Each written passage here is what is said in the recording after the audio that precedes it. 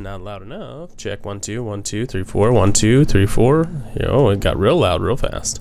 I'm not gonna say 1 2 the whole time that we're doing things. Maybe not. So the other day I was eating my lunch, kind of minding my own business on YouTube, and I got this video served to me that was titled, "Why is everyone leaving GoPro?" And I chuckled a little bit because it's clickbait. I mean, it's not that uncommon. And then I got to thinking about, folks like Peter McKinnon. If a lot of folks have followed Peter, he's not the biggest advocate for GoPros either. And the more I thought about it, I was like, why is everybody crapping on GoPro? And I think the answer is pretty simple. I think that people are just having the wrong expectations for the wrong tool. And I think GoPros are a decent tool. You just have to know what they're for and what they're not for. And then when I started thinking about that more, I thought, well, what if you intentionally tried to use one for what it's not for? Hey, I'm Joe. I make videos about making videos and photography and audio and all kinds of other stuff. And today I'm going to use a tool quite intentionally for something it was not made for. I'm going to try and take a professional portrait on this GoPro Hero 7.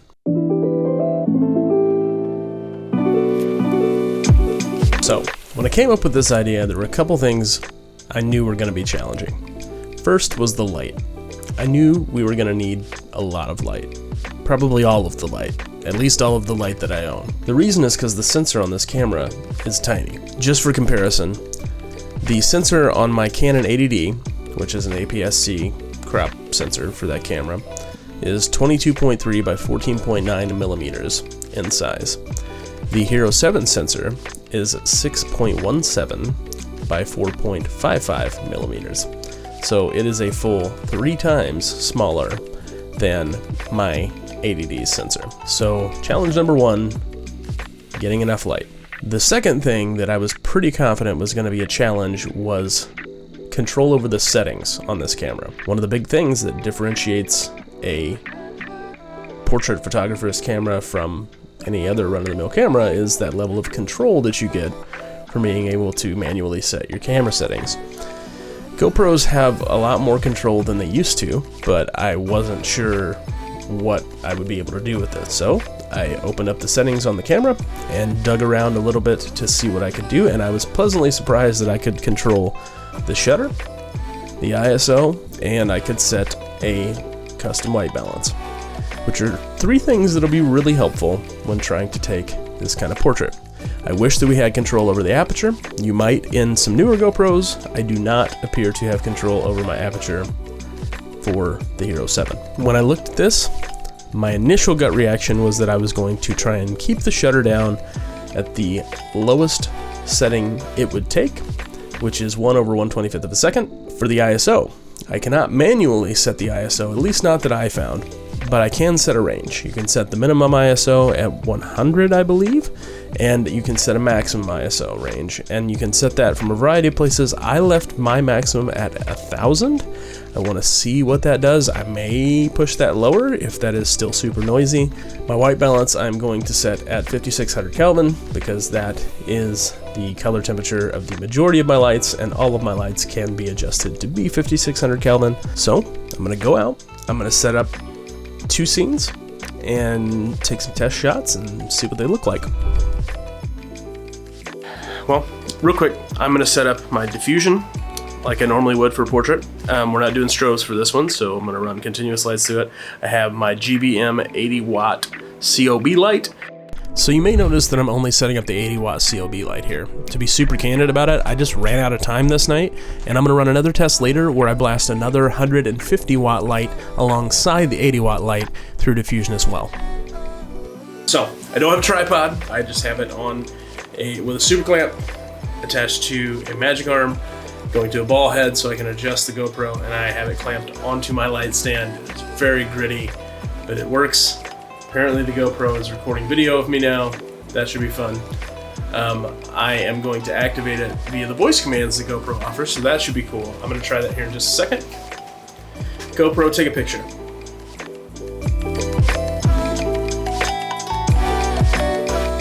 Oh wow, so I will pull these up on screen for you, but I am, even as close as I am with the linear setting on GoPro, you're still seeing the umbrella here, so I'm gonna have to push it even closer to me, which is gonna get a little awkward. I'm wondering, with a sensor size this small, I'm wondering if I get that close, if we're even gonna get a little bit of depth of field.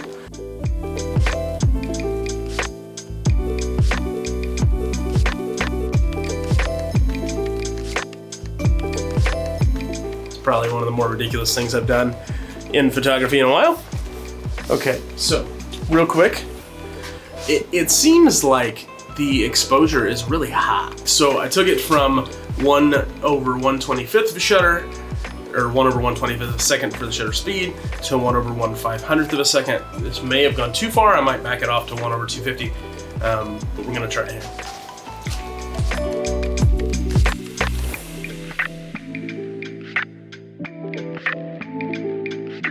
I am actually quite surprised. It's still over, so I'm probably going to bring it down even more with the shutter speed.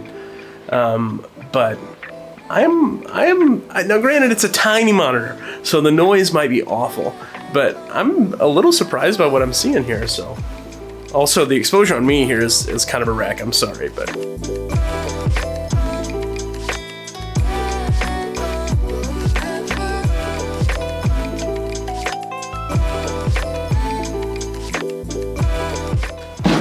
so real quick, we've got the Godox UL150 and the GBM 80 watt COB lights. They are the two brightest lights that I own. I'm gonna run both of those through a big panel of diffusion, and I'm gonna switch out the black for the white backdrop. I'll be right back when we get the backdrop set up, and we will run the second test with the GoPro on white with brighter lights. I've set up our white backdrop now. I've got my big panel of diffusion here. You can see this big, nice, soft, wrappy light we have coming around. I'm gonna set up the GoPro and take a couple more shots with this setup and see how it turns out. So, back to the goal. Can we take a professional looking portrait with a GoPro? Well, I did 3 setups here. I did one with the 80 watt light running through an umbrella with a black backdrop. I did one with the 80 watt light and a 150 watt light running through a panel of diffusion with a white backdrop. And I ran one with a 150 watt light blasting directly at my face. And in my opinion, none of those necessarily looked like a professional portrait. I did find it interesting though. They had kind of their own quality about them. They looked pretty rough. They were a bit gritty. They were a bit less polished than normal portraits would look. I also tested a setting on here with the HDR function of GoPro's photos just because I was curious as to what it would do. And this one actually left me with a little bit of ghosting and kind of funkiness of all its own, which again could be a cool stylistic choice if you knew that that was something that was going to occur. But to take just like a normal professional portrait this way would be pretty tricky. So I guess my conclusion here is no, this is not going to be your new portrait photography camera.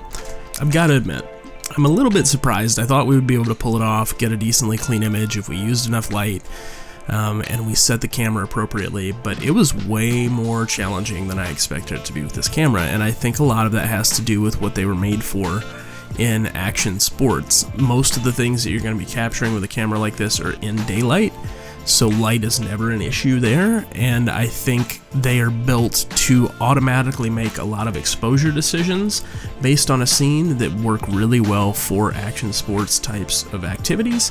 Not so awesome when you are trying to manipulate light and the environment that you're taking a photo in. I'm sure there's a ton of people watching this that are like, yeah, no kidding, they're not made to take portraits. Of course that's not surprising.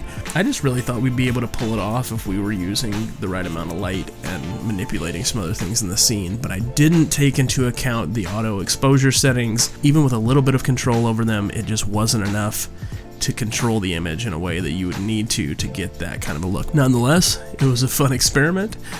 I would absolutely do this again just to play with it. I honestly think if I had enough time and got to do enough sessions of playing around with the light and playing around with the settings and playing around with the backgrounds, that you probably could eventually get there, but I definitely wouldn't make it my first choice when picking up a B camera for portraits.